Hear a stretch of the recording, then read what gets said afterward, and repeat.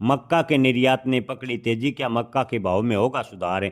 जी हाँ किसान भाइयों, आपको बता दें कि 2025 सीजन के दौरान मक्का का जबरदस्त उत्पादन होने के कारण मक्का के भाव काफ़ी डाउन रही और 1,000 से 1,200 रुपये प्रति क्विंटल, यानी किसानों को औने पौने दाम पर मक्का बेचने को मजबूर होना पड़ा।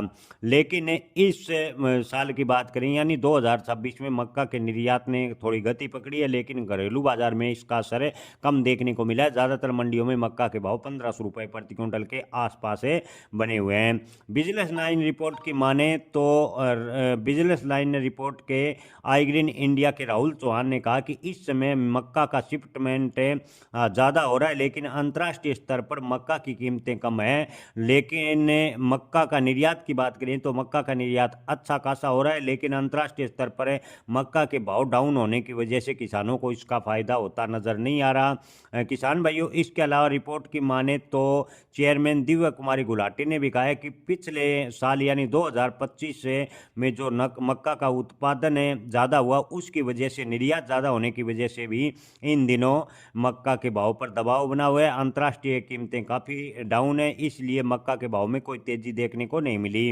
अंतर्राष्ट्रीय बाजार में कीमतों की बात करें तो बराबरी बनने और वैश्विक सप्लाई स्थिर होने से भारतीय मक्का इस साल निर्यात के लिए प्रतिशत बने हुए हैं, यानी अन्य देशों के मुकाबले भारतीय मक्का लगातार प्रतिशतता में देखने को मिल रहा है।